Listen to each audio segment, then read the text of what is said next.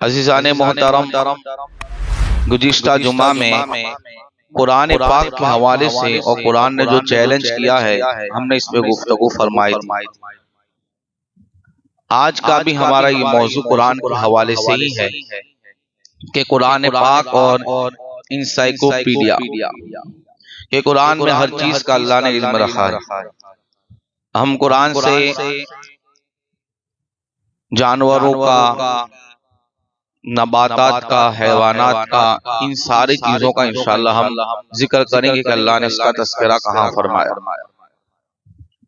कुरान पाक ने जब नाजिल हुआ तो कुरान ने बहुत बड़ी चुनौती उस जमाने के फसी लोगों में दी। और मैंने ये भी बताया था कि हजरत ईसा अलैहिस्सलाम, दाऊद अलैहिस्सलाम, मूसा अलैहिस्सलाम, जितने नबी आए उनको अल्लाह ने मौजिज़े दिए। तो उस जमाने के हिसाब से कि ईसा अलैहिस्सलाम के जमाने में तिब का बहुत मतलब ये कि बीमारों के इलाज का बहुत शोहरत थी, लेकिन 3 बीमारियों का इलाज नहीं था, मौत का, कोढ़ का, अंधेपन का।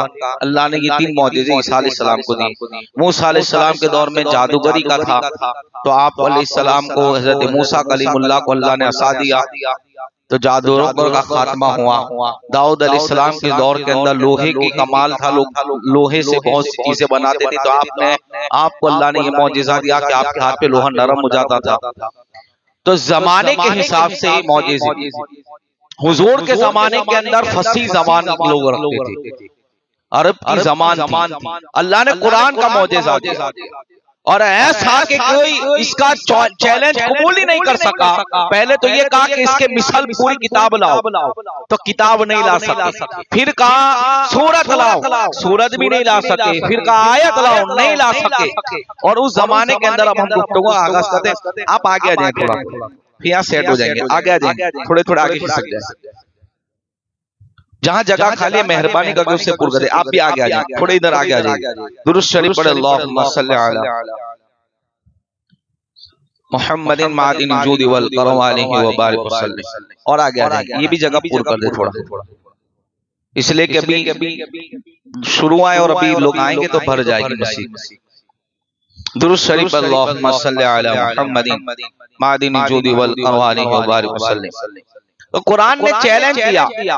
अब देखें कि ये लोग हज के दरमियान, यानी हज के जो दौरान होता था, वक्त होता था, तो वो ये करते थे कि वहां लोग बड़े बड़े शायर जमा होते थे। बहुत प्यारी बातें सुनने के लायक है, आप थोड़ी तवज्जो दें।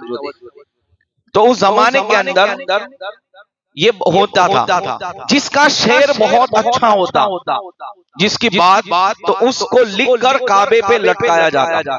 1 साल तक लोग उसको देखते थे कि भाई तेरा शेर कमाल का था। अरब में ये रिवाज था। अगले साल अगर उसके मुकाबले में कोई अच्छा शेर लिख के लाया तो फिर उसका लटका के इसको हटा देते थे, नहीं लाया तो फिर 2 साल तक ये रहता।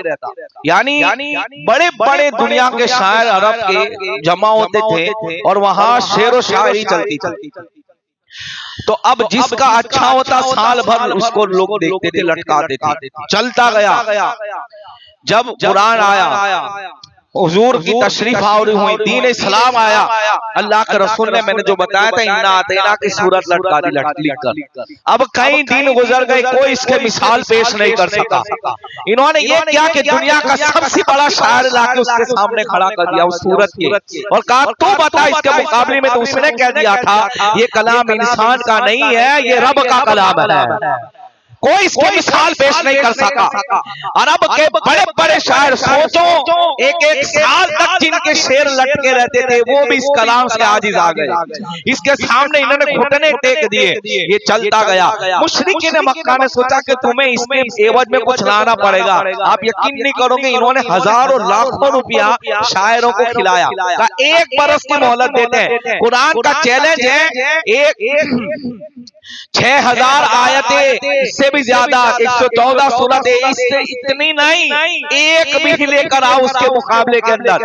हजारों लाखों रुपया दिया इनको और कहा 1 बरस की मोहलत देते, तुम खाली एक आयत भी इसके मिसाल में लेकर आ जाओ। 1 साल तक ये लोग पैसा खाते रहे, कोई इसका सानी उनको नजर नहीं आया इसके शेर के मुकाबले, इस आयत के मुकाबले के अंदर। 2 बरस गुजर गए, दूसरे साल भी इतना पैसा खिलाया कि कुरान के मिसाल एक लेकर आओ, लेकिन इन्हें क्या पता ये कलाम मुस्तफा जारे रहमत पे नुज़ूल हुआ था और कायनात ने जिसको पैदा किया उस रब ने उसकी हिफाजत की जिम्मेदारी ली थी, उस रब ने उसको नाज़िल फरमाया था। कल्बे मुस्तफा पे नुज़ूल हुआ था, लाने वाले फरिश्तों के सरदार थे, जिस पर उतरा था वो अंबिया का इमाम था।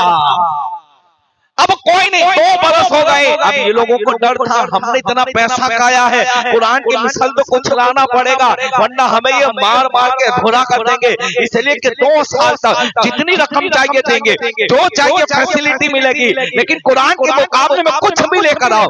2 बरस हो गए, जब वक्त पूरा हुआ तो ये सब आकर सामने खड़े हुए, ये लोग कहने लगे मुशरिकीन मक्का के बहुत पैसा खाया है, अब बताओ इसके मुकाबले में कुछ लाए हो? कहा इसके मुकाबले में हम कुछ भी नहीं लाए, हम नहीं ला सकते। अब ये गुस्से हो गए, लेकिन कहा रुको, हम 4 लफ्ज कुरान के ऐसे हैं जो फसी नहीं है, 4 लफ्ज ऐसे जो फंसी। अब मैं इसको एक्सप्लेन करूं थोड़ा। मतलब ये है इसका कि ये कुरान क्या है कि बहुत अच्छी जबान है अरबी, तो का इसके मुकाबले में ये 4 लफ्ज बड़े बहुत बराबर नहीं है, समझ लो इसको। भाई कोई बहुत अच्छी इंग्लिश बोलता हो और फिर कोई ऐसी 1 वर्ड 2 वर्ड बोले तो क्या कहिए कंप्लीट इंग्लिश नहीं।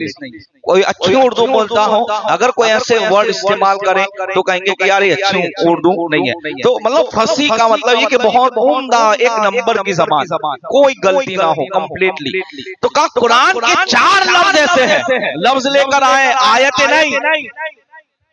अब वो 4 लफ्ज लेकर आए तो उन्होंने वो 4 लफ्ज क्या कि ये, तो ये कहने लगे चलो ठीक है, कम से कम 4 लफ्ज की तो हमें गलती माज़अल्लाह मिली। अब इनको तो कोई आयत, अभी इसका मैं खुलासा भी इनका कैसा मजाक बनता है आगे बताता हूँ। अब ये आयतें कुरान नहीं ला सके, हालांकि मुझे इंसाइक्लोपीडिया, एस्ट्रोलॉजी, एस्ट्रोमेटिक, मैथ्स और जूलॉजी, इस पे भी मुझे थोड़ा बयान करना है कि कुरान के अंदर ये जानवरों का, आसमानों का, सितारों का, ये सारी चीजों का जो इल्म है उसको भी मुझे थोड़ा बताना है। लेकिन इस वाक्य के बाद कि अब कुरान क्या है, का कोई मुकाबला नहीं कर सकता इसका, तो का 4 लफ्ज ऐसे हैं जो फसी नहीं है। तो का कौन से? तो उन्होंने पहला बयान क्या कि एक होता है अजीब, अजीब कहते हैं ताज्जुब अरबी में भी, तो कुरान में अल्लाह ने कहा उजाब, तो का ये अजीब होना चाहिए या उजाब है। और फिर दूसरा लफ्ज था इस्तेहजा, मजाक कहते इसको, और कुरान ने क्या कहा हुजुआ, इस्तेहजा के बदले। और फिर ये कहते हैं लशै अन होना चाहिए, तो कुरान ने लशै उन कहा, तीसरा लफ्ज की गलती इन्होंने ये निकाली। और कहा चौथा लफ्ज कबीर का माना बड़ा होता है, कुरान ने कुब्बार कहा। तो अब ये कहते हैं ये 4 लफ्ज के लिए हम पकड़ सकते हैं हुजूर की बारगाह में कि जल्दी जल्दी बयान करता हूं। कहा कि हमें आपसे बात करनी है, हमें ये 4 लफ्ज के बारे में समझाएं, ऐसा नहीं ऐसा होना चाहिए। अल्लाह के रसूल ने कहा कि हम दोनों अगर मुकाबला करेंगे तो फैसला कौन करेगा? तो तुम फैसला करने के लिए किसी अच्छे अरबी को लेकर आओ जो अच्छी अरबी बोलता हो। तब ये ढूंढने लगे तो 97 बरस का एक आदमी था जो पहाड़ में रहता था। पहाड़ में इसलिए रहता था कि शहर की और देहात की लैंग्वेज इसके साथ मिलकर जबान खराब ना हो, तो जबान की हिफाजत के लिए कार में चला गया था। अब आप सोच लो, खुद की जबान की हिफाजत के लिए कि भाई अपने नहीं कहते कि भाई बच्चों को हम उर्दू बोलना सिखाएं तो चलो यूपी बम्बई ले जाओ, अपने जम्मू से में रहेगा तो लैंग्वेज बिगड़ जाएगी। बस यही मामला था, अरबी का फंसी था और बहुत बड़ा फसीह बलीग था। 97 ईयर उसकी उम्र थी, उसको पकड़ के लेकर इसको कोई वाकया बयान नहीं किया, कहा बस तुम्हें दोनों के दरमियान फैसला करना है। ये आके बूढ़ा बैठ गया, अल्लाह के रसूल अलैहिस्सलाम ने इसको कहा तू इधर बैठ, फिर कहा उधर बैठा। 4 जगह उठा के अल्लाह के रसूल ने इसको बिठाया। उसको आया गुस्सा कि इतना उम्र वाला है, तो उसने वो 4 लफ्ज हुजूर को ये कहा कि इतने उम्र वाले को आप इधर उधर कराते हो, ये बात आपके लिए अच्छी नहीं है। तो वो 4 लफ्ज लफ्ज उसने उस अरबी लैंग्वेज में बयान कर दिए। अब ये कहते हैं ये तो फैसला करना आया था, लेकिन वो खुद ही कुरान पढ़ रहा है। सुभान अल्लाह। अब देखो 4 वर्ड्स लेकर आए थे वो, लशैउन, उजाब, कुब्बाब, वुजुआ। तो उसी 4 लफ्ज को वो बुजुर्ग अपनी लैंग्वेज में इस्तेमाल कर रहे थे। तो कहते तू कहता बराबर नहीं है, लेकिन तू जिसको लेकर आया वो 4 लफ्ज तो अपनी लैंग्वेज में बयान करता है। देखिए कुरान है कुरान। अब आगे देखे कुरान के अंदर क्या बयान है। तो ऑस्ट्रोमेटिक हम लेते हैं, जमीन आसमान के ऊपर रिसर्च हुआ। मैं डायरेक्ट आता हूँ इसलिए कि इंसाइक्लोपीडिया मेरा मौजू है। कुरान और इंसाइक्लोपीडिया कि हर चीज का कुरान में बयान है। बहुत गौर से ये गुफ्तगू मेरी लाइफ में मैं फर्स्ट टाइम बोल रहा हूँ, और जो सुनेंगे वो कुछ लेकर उठे। अब सुने अब क्या है ऑस्ट्रोमेटिक क्या है। तो जमीन और आसमान पे एक आदमी ने रिसर्च की, तो उसने ये बताया कि एक बार बहुत बड़ा धमाका हुआ और जमीन आसमान अलग हो गए। ये रिसर्च उसने 1900 की साल में किया था। ठीक है। अब कुरान क्या कहता है। कुरान में अल्लाह ने इसी को बयान किया कि धमाका हुआ और जमीन आसमान हमने अलग कर दी। सुभान अल्लाह कह दी भाई, समझ में आएगा तो पहले बहुत ये बयान सुनना है तो इधर देखना पड़ेगा और बहुत गौर से। इसको कहते हैं ऑस्ट्रोमेटिक। इसने रिसर्च किया, कुरान ने 1400 बरस पहले बयान किया। अब देखो दूसरी बात क्या है, ऑस्ट्रोमेटिक और एक है ऑस्ट्रोलॉजी, यानी कि इल्म नुजूम, स्टार का इल्म, आसमान के सितारों का इल्म। इसको कहते हैं ऑस्ट्रोलॉजी। क्या कहते हैं ऑस्ट्रोलॉजी। ठीक है। अब ऑस्ट्रोलॉजी के अंदर ये कहते हैं कि सितारे फिर आगे जाके कुछ खो जाते, खत्म हो जाते। अल्लाह तबारक व तआला ने इस चीज का इल्म सूरे वाक़िया के अंदर बयान फरमाया। ला उक़सिमु बिमवाक़िन नुजूम, इसका अल्लाह ने ऑस्ट्रोलॉजी का तस्करा अल्लाह ने कुरान में, और क्या कहा सितारे फना हो जाते हैं। इसको साइंस कहता है ब्लैक होल, यानी आगे जाके सितारे खत्म हो जाते हैं। ये रिसर्च अभी हो रहा है और कुरान ने 1400 बरस पहले कह दिया था कि हम सितारे आगे जाके सितारों को फना कर देते हैं। इसको कहते हैं ऑस्ट्रोलॉजी, ब्लैक होल। अल्लाह ने इसका तस्करा 1400 बरस पहले बयान फरमा दिया था। लोग आज रिसर्च कर रहे हैं, मुस्तफा पे उतरने वाले कुरान ने 1400 बरस पहले बयान फरमा दिया था, और तू कहते कुछ नहीं जानते थे। अरे कुरान में ऑस्ट्रोलॉजी का इल्म है। पता चला मुस्तफा को अल्लाह ने ऑस्ट्रोलॉजी का भी इल्म अता फरमाया था। और आप देखें ऑस्ट्रोलॉजी का इल्म, सितारों का, बोटानी पौधों का इल्म, जमीन पे उगने वाली घास का इल्म, झाड़ का इल्म, इसको कहते हैं एग्रीकल्चर। और आज एग्रीकल्चर के लिए बाकायदा कॉलेज मौजूद है, रिसर्च सेंटर मौजूद है। एग्रीकल्चर पे लोग रिसर्च कर रहे हैं कि पौधा क्या है। अब आज का साइंस ये कहता है कि अल्लाह ने पौधों में भी नर और मादा रखा है। मर्द और औरत होते हैं ना, तो पौधों में भी अल्लाह ने क्या रखा है, नर और मादा रखा है। ये रिसर्च आज हुआ। कुरान पाक के अंदर अल्लाह ने 1400 बरस पहले बयान कर दिया कि हमने दरख्तों में नर भी रखा है और मादा भी रखी है। आज कह रहे हैं एग्रीकल्चर के ऊपर रिसर्च हो रहा है और आज लोग बयान कर रहे हैं कि नर और मादा पेड़ पौधों में होते हैं। कुरान पाक ने पहले ही बयान फरमा दिया था। और आगे चले तो तीसरी चीज मैं आपको बताऊं, मेल और फीमेल का मसला हुआ। अब आइए जूलॉजी कहते हैं जानवरों का इल्म रखना। इसको क्या कहता है इंग्लिश के अंदर, जूलॉजी, यानी जानवरों का जो इल्म रखते हैं उसको जूलॉजी कहा गया। अब आज का साइंसदान ये कहता है कि कुछ इंसानों की चीजें जानवरों के अंदर भी होती हैं, परिंदों के अंदर भी होती है। जैसे सोसाइटी बनाना, तो कहा देखो आज जानवरों के अंदर भी सोसाइटी होती है, परिंदों में सोसाइटी होती है, यानी वो अकेले नहीं उड़ते, सब साथ में उड़ते हैं। कुत्ते होते हैं, इनको एक टोली होती है। जानवरों के अंदर भी अब ये चीज अल्लाह ने इंसानों में रखी है। खानदान होता है, कबीला होता है, सोसाइटी होती है, कभी कुंबा होता है, क्या ये जानवरों के अंदर भी मौजूद है? और कुरान पाक ने इस हवाले से वमा मिन दाब्बतिन फिल अर्दि वला ताइरी यतीरु इल्ला उमामुन अमसालुहा, अल्लाह ने 7वें पारे में इस चीज का जिक्र भी फरमा दिया कि जानवर और परिंदों के अंदर भी तुम्हारी जैसे ही आदतें रहती है, और वो चीजें वो जब साथ में उड़ते हैं तो उनकी सोसाइटी के साथ उड़ा करते हैं। आज ये रिसर्च हो रहा है। कुरान पाक के अंदर अल्लाह ने ज़ूलॉजी का पहले ही बयान फरमा दिया। अब आप देखें कुरान की आयत कहती है अफला यंजुरून इलल इबिली कैफा खुलिकत, अल्लाह ने ऊंट को कैसा बनाया। ऊंट की तख्लीक के बारे में फरमाए अजीब मखलूक है। क्या मखलूक है? ऊंट के अंदर अल्लाह ने ये सलाहियत रखी है, 1 महीने तक वो भूखा रह सकता है। और सुनो, 1 महीने तक वो पानी का स्टॉक भी अपने पेट में कर सकता है। अरे स्टॉक टंकी में होता है, स्टॉक कारबे में होता है, स्टॉक जो है बड़े बड़े हौज में होता है, तालाब में होता है। इंसानों या जानवर वो स्टॉक कर सकता है। अभी आपने एक बोतल पानी पिया, आप दौड़ कर चले जाओ तो क्या वो पानी का बोतल जो है असर जो पिया था उसकी प्यास बाकी रहेगी? नहीं रहेगी, आप दोबारा पानी मांगोगे। यानी हमारा पेट स्टॉक कर सकता नहीं। अल्लाह ने ऊंट को ऐसा पैदा किया है कि ऊंट अपने पेट में पानी का स्टॉक भी कर सकता है। और ये वाकया है जब सहाबा किराम को एक जगह पानी नहीं मिला तो एक सहाबी ने मशवरा दिया था ऊंटों को पानी पिलाओ, इतना पिलाओ कि उनके पेट में स्टॉक कर ले, फिर जब हमें जरूरत पड़ेगी उन ऊंटों को ज़बा करके उसका इस्तेमाल करेंगे। तो सहाबा किराम ने ऊंटों को ज़बा भी किया था और उससे पानी निकाल कर अपने जो है अपनी प्यास को उस वक्त उन्होंने बुझाया था।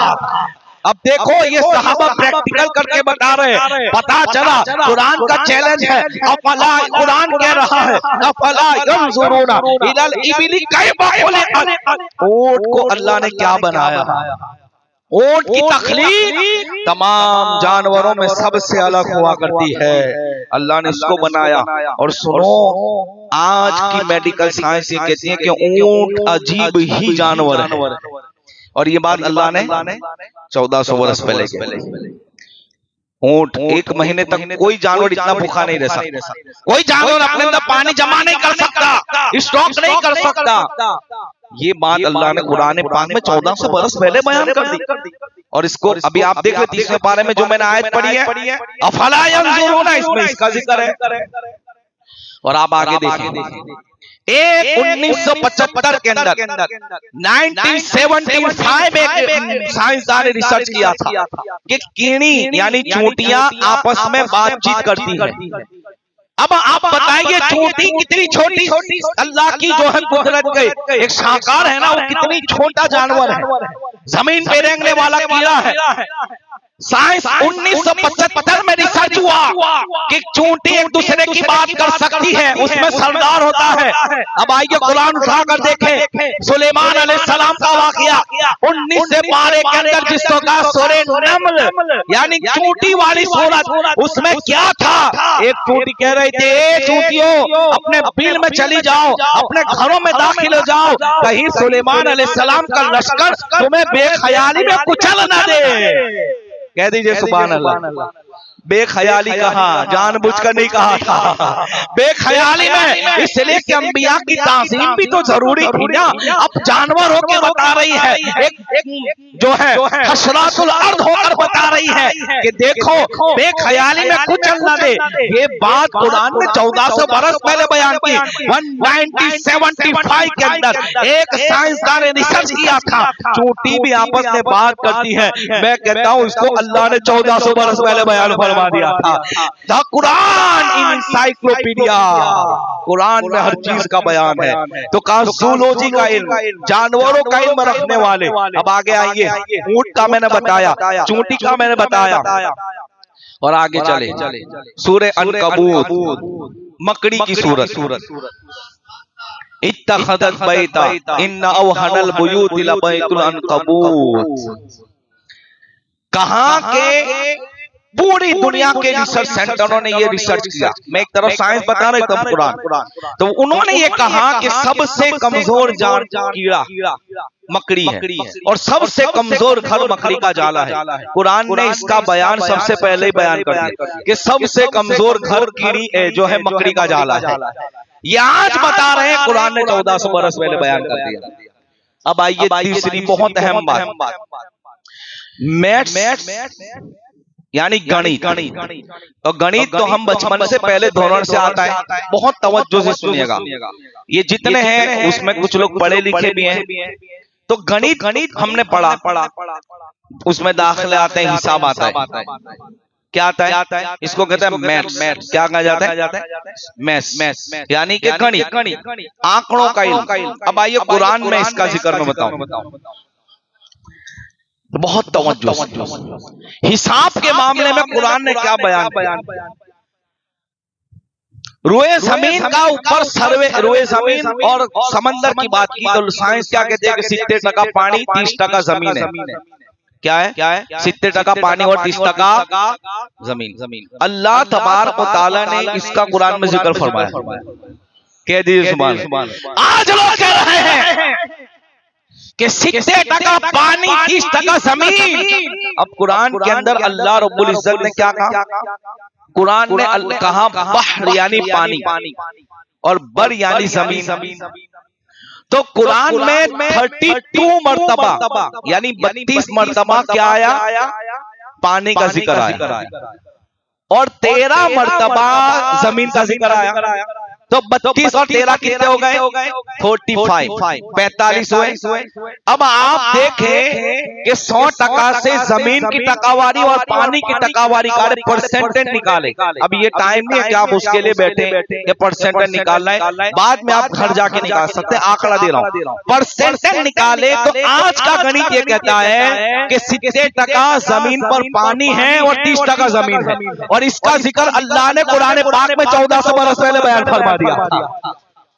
अब आप देखें, हम पढ़ते हैं अपोजिट पढ़ा है हमने, जिसको कहते हैं विरोध शब्द। औरत यानी मर्द, दीन का अपोजिट। अरे बोले रात, अच्छे का अपोजिट बुरा। ठीक है। अब बहुत तवज्जो से अल्लाह ने इसका भी कुरान में जिक्र फरमाया। अब देखें क्या फरमाया? दुनिया का अपोजिट क्या है? आखिरत। क्या है दुनिया का अपोजिट? अरे भाई सही है ना? विरोध शब्द। ये आप अपने स्कूलों में भी हमने पढ़ा कि भाई ये एग्जाम में दिया जाता था कि विरोधी दाती शब्द लिखो, तो हम क्या लिखते थे? रात के बदले दिन, लड़का तो लड़की है। तो दुनिया का अपोजिट क्या है? आखिरत। दुनिया का अपोजिट क्या है? ठीक है। अब आगे देखें, फरिश्तों का अपोजिट शैतान, मौत का अपोजिट हयात, कुफ्र का अपोजिट ईमान, नफा का अपोजिट नुकसान यानी शर, फितना हुआ। अब आप देखें कुरान है ना, कुरान ऐसे ही नहीं है। कुरान अब ऐसा हो सकता था कि लफ्ज अल्लाह ने ईमान का इस्तेमाल किया तो कम ज्यादा हो सकता था। अब देखे अपोजिट की बात थी तो हिसाब भी देख ले कुरान का। दुनिया का जिक्र अल्लाह ने 115 मरतबा कुरान में नाजिल फरमाया। इसके अपोजिट में क्या है? आखिरत। तो वो लफ्ज भी अल्लाह ने 115 मरतबा ही नाजिल फरमाया। तो जहां दुनिया का 115 मरतबा लफ्ज है, वहां आखिरत का भी 115 मरतबा लफ्ज है। अब देखें फरिश्तों का अपोजिट क्या है? शैतान। फरिश्तों का तस्करा अल्लाह ने 88 मरतबा यानी 88 मरतबा कुरान में नाजिल फरमाया, उसका जिक्र फरमाया। उसके मुकाबले में फरिश्तों के अपोजिट में क्या है? शैतान। तो शैतान का लफ्ज भी अल्लाह ने 88 मरतबा नाजिल फरमाया। मौत, इसका अपोजिट क्या है? हयात। मौत का जिक्र अल्लाह ने 145 मरतबा कुरान में नाजिल फरमाया। इसके अपोजिट में हो सकता था हयात 146 बार होता, हो सकता था हयात का लफ्ज 200 बार होता। इसके अपोजिट के अंदर अल्लाह ने हयात का जैसा 145 मरतबा जिक्र फरमाया तो मौत का भी 145 मरतबा जिक्र फरमाया। इसी तरह कुफ्र का लफ्ज का इस्तेमाल कुरान में 25 बार हुआ।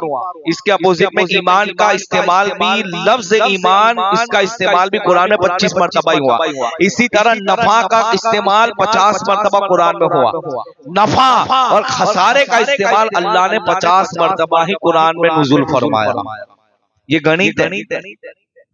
और आप देखिए कुरान में कहा है अलैहा तिस्अत अशर, क्या मतलब इसका तर्जुमा होता है उस पर 19 है। अब मुहक्किकीन ने इस पर रिसर्च किया, मुफस्सिरीन ने इस पर गौर फिक्र किया 19 का लफ्ज का मतलब क्या कुरान में जिसका कहा। तो एक मुहक्किक ने कहा कि हिफाजत है यहाँ इससे मुराद। तो क्या हिफाजत है? तो अल्लाह तबारक व तआला ने, देखो हर चीज की हिफाजत कायम होती है, पहले इधर सब देखें। आप ताला मार दो तो वो चीज हमारी महफूज हो जाएगी, तो उसके लिए सबसे मेन चीज क्या होती है? चाबी। मस्जिद में ताला लग गया, जब तक चाबी नहीं होगी मस्जिद नहीं खुलेगी। जब तक आपकी तिजोरी में पैसा निकालना है, जब तक चाबी नहीं होगी तिजोरी नहीं खुलेगी। महफूज हो गई, लेकिन निकालने के लिए चाबी जरूरी है। तो यहाँ महफूज है 19, मतलब क्या कहा कि ये महफूज है। तो अब देखें कि अल्लाह ने हर सूरत से पहले बिस्मिल्लाह को रखा। ये हिफाजत है, पढ़ो तो फिर सूरत आगे खुलेगी। अब कहा इस बिस्मिल्लाह के लफ्ज कितने हैं? तो कहा जब गिना गया तो बिस्मिल्लाह के लफ्ज 19 है।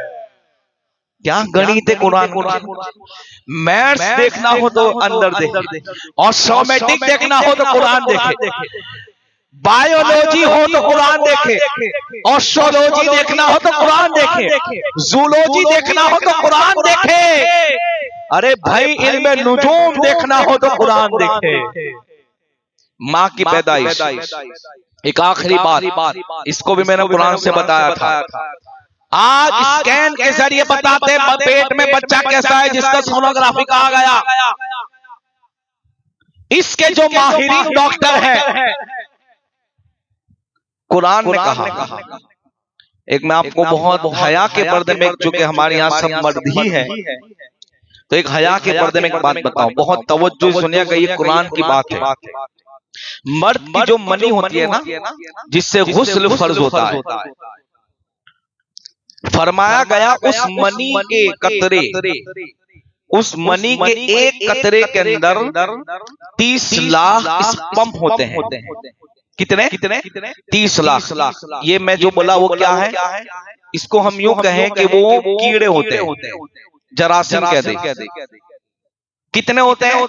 30 लाख। कितने होते हैं? ये मेडिकल साइंस बता रहा हूं, फिर कुरान पढ़ते हैं। मनी के एक कतरे में कितने स्पर्म होते हैं? 30 लाख। आप गौर करें, एक नुतफा का एक बूंद होती है वो, और कुरान ने इसको कहा तुम नापाक ही से पैदा किए गए हो, और वो नापाक ही है। अब इससे इंसान की तख्लीक हो रही है। 30 लाख स्पर्म होते हैं एक कतरे के अंदर, ये मेडिकल साइंस कहती है। और जब वो औरत के रहम में जाता है और वहां जाकर एक ही रहता है, तो उससे इंसान की पैदाइश होती है, यानी बच्चा पैदा होता है, अंदर बनता है, रहम ठहरता है। ये मेडिकल साइंस कहती है। कुरान ने पहले बयान कर दिया, 18वें पारे के अंदर अल्लाह ने कह दिया कि बहुत सा होता है, उसमें से एक ही से हम इंसान की पैदाइश करते हैं। ये साइंस ने अभी कहा, कुरान ने 1400 बरस पहले कह दिया। और एक बहुत प्यारी बात सुने, मेडिकल साइंस कहती है कि वो नुतफा होता है, फिर जब रहम में ठहरता है तो गोश्त का लोथड़ा बनता है, फिर गोश्त से हड्डियां बनती हैं। तो फरमाया गया कि सबसे पहले उसमें क्या आता है? तो कुरान कहता है समा वल बसर। कह दीजिए, मेडिकल साइंस ये कहती है। अरे भाई, हमने कुरान को खाली ये समझा कि कुरान खानी पे पढ़ा जाए या बच्चों को पढ़ाए? कुरान को अंदर उतर के तो देखो। पेड़ पौधों का इल्म कुरान में है, जमीन का इल्म कुरान में है, मैथ्स का इल्म कुरान में है, मेडिसिन का इल्म कुरान में है,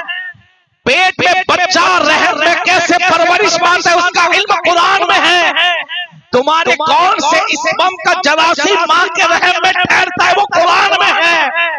तो मेडिकल साइंस ये कहती है कि जब मां के 24 हफ्ते जब गुजर जाते पेट के अंदर बच्चे के, देखो हफ्ते तो हम आज कहते हैं ना, कसम खुदा की जो लोग बाप बन चुके हैं या बन रहे हैं, जिनकी दवाइयां इनकी औरतों की चलती है, उन औरतों की फाइल में ये लिखा होता है कि इतने हफ्ते हुए। कहती है सुभान अल्लाह। डॉक्टर भी हफ्ते लिखते हैं। 24 वीक यानी 24 हफ्तों के बाद डॉक्टर कहता है कि सबसे पहले बच्चे के अंदर अल्लाह सुनने की ताकत रखता है। फिर जब 27 हफ्ते मां के पेट में बच्चे के होते हैं तो उसके बाद कहता है कि उसके अंदर देखने की सलाहियत आती है। फिर जब आगे हफ्ते गुजरते हैं तो महसूस करने की सलाहियत आती है। फिर आगे उसकी रूह फूंकी जाती है। ये मेडिकल साइंस कहती है। आप किसी भी गायनेक डॉक्टर से पूछ लें, ये सारी बयान की तफसीलात वो आपको बताएगी कि बच्चा इस तरह परवरिश पाता है, इस तरह पहले सबसे पहले सुनता है, फिर देखने की कुव्वत आती है, फिर महसूस करता है, फिर धड़कन आती है। अब बताओ, इसका जिक्र अल्लाह ने कुरान में बता दिया था। जब मां के पेट में बच्चा होता है सबसे पहले उसके अंदर अल्लाह सुनने की ताकत को रखता है, फिर देखने की ताकत रखता है। इसलिए तो देखो, जब गौसे बाग मकतब में पढ़ने के गौसे बाग मदरसे में गए, उस्ताद ने कहा पढ़ो बिस्मिल्लाह, आपने 17 पारे हाफिज कुरान बनकर सुना दिए। तो उस वक्त उस्ताद ने कहा था, बेटा ये पारे कहां से याद किए? कहा मेरी मां पढ़ती थी, मैं मां के पेट में सुनता था, याद कर लेता था। मेडिकल साइंस कहती है कि मां के पेट में बच्चा सबसे पहले सुनता है। और ये करामत मेरे गौसे पाक की जमीन जाहिर होती नजर आती है।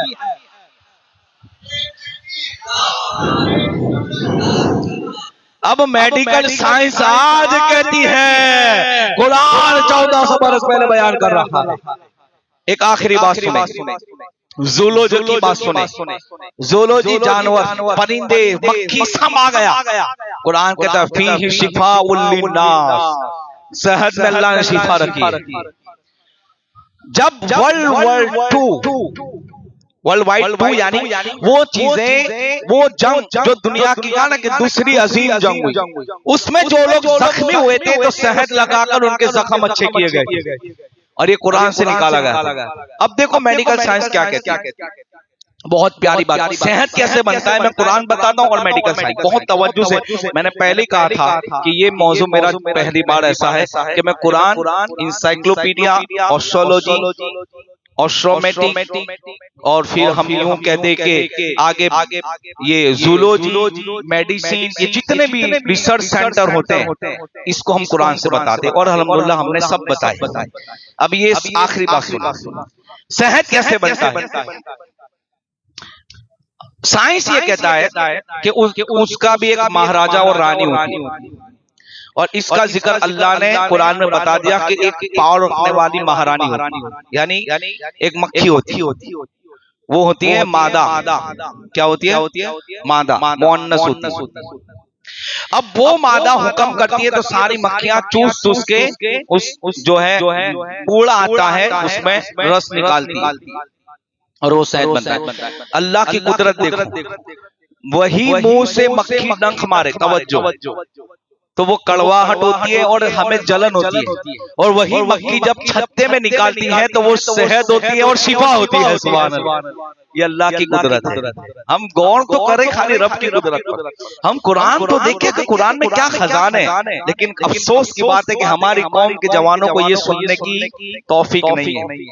ना हम कभी रिसर्च करते हैं, ना कभी हम बयानों की तरफ राग़िब होते, नहीं आते। हमारे नौजवानों का हाल ऐसा हो गया, अल्लाह रहम करे, कि आदत बना ली है कि हम खुतबे के वक्त जाएंगे, जिंदगी में ना वो मसला कभी सीख पाते, ना उन्हें कुरान का कुछ पता होता है ना हदीस का, और जब बात उनके सामने की जाए तो हमें पता नहीं था।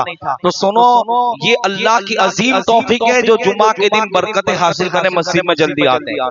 अल्लाह ने, अब आप गौर करें कि हम लेट क्यों जाते हैं, हम हमारे नसीब में बयान क्यों नहीं है। तो आप अपने आप को देखिए हमारा कौन सा जुर्म है कि हम इतने मुबारक दिन भी बाहर होते हैं या किसी भी काम में मसरूफ होते हैं, मस्जिद में नहीं आते। ये हमारी कौम के नौजवानों के लिए बहुत जरूरी है। अपनी आदत को बदलो, वरना कसम से मैं बता रहा हूँ, आदत अगर ऐसी रही ना अभी से, मरने दम तक आपकी आदत रहेगी, आप मस्जिद में हमेशा लेट आओगे और जिंदगी भर आप जुमा की बरकतें हासिल नहीं करोगे। अपने आप को चेंज करने की कोशिश करो। आप टाइम हर चीज में मैनेज करते हो, जुमा के लिए टाइम मैनेज नहीं कर सकते। इसलिए गुजारिश है कि अपनी जिंदगी को बदलो, मस्जिद में जल्दी आने की कोशिश करो। एक आखिरी बात शहद के बारे में चल रही थी, तो सबने ये कहा, अब किसी ने कहा कि शहद बनता क्या, तो एक साइंसदान ने रिसर्च किया कि मुंह से जो निकलता है उससे शहद बनता है। एक ने ये भी कह दिया कि जो वो पाखाना पेशाब करती है मक्खी, वो शहद होता है। एक ने ये कहा कि उसकी पेट की चर्बी जो पिघलती है वो शहद होता है। अब हम कुरान से पूछते हैं, कह दीजिए सुभान अल्लाह, कि कुरान तो क्या कहता है कि शहद बनता कैसे है। तो सुनो, आज मेडिकल साइंस कह रहा था पेट की चर्बी उगलती है तो शहद बनता है। कुरान ने भी कह दिया कि हम उनके पेट की चर्बी से ही शहद को पैदा फरमाते हैं। और एक रिवायत ये मिलती है कि जब मक्खी निकलती है अपने जो है गुलाब और फूल के बागों से रस चूस कर, वो कड़वा होता है। वो क्या होता है? अरे बोलिए भाई, कड़वा होता है ना। फूल को आप चाव लो, कड़वा लगेगा। कहा जब वो निकलती है तो हुजूर पे दुरूद पड़ती है, दुरूद की बरकत से वो शहद मीठा हो जाता है। तो बताओ, दुरूद पढ़ो परेशानी दूर होती है। अरे दुरूद पढ़ो तो पानी पे दम करो, शिफा मिलती है। अब देखो, शिफा उन्नास कुरान ने कहा, मोमिनों के लिए नहीं, कुरान ने कहा लोगों के लिए शिफा रखी है। जो भी शिफा की नियत से इस्तेमाल करेगा अल्लाह उससे शिफा देगा। अब बताओ, वो दवाई बनती है मुस्तफा के दुरूद के सदके में बनती है। तो ये बयान आप देखें कि अल्लाह ने कुरान पाक में हर चीज का इल्म रखा। तो मैंने अल्हम्दुलिल्लाह मेरी हिसाब से, मेरी कैपेसिटी के हिसाब से मैंने इंसाइक्लोपीडिया इस हवाले से और कुरान, ये मैंने आज की तकरीर में बयान किया। जो हजरात और अगर इसको मजबूती से यानी अच्छे से समझना चाहते थे, यूट्यूब पर ये बयान अवेलेबल हो जाएगा, आप सुने कि कुरान और साइंस क्या कहती है। जो बातें कुरान ने 1500 बरस पहले कही, आज वो साइंस इसकी तस्दीक करती है। जो बातें कुरान ने हुजूर के दौर में कही, आज लोग उसको तस्लीम करते हैं। अल्लाह सबको तौफीक दे। फटाफट ऐलान समाप्त करें, बहुत से ऐलानात हैं।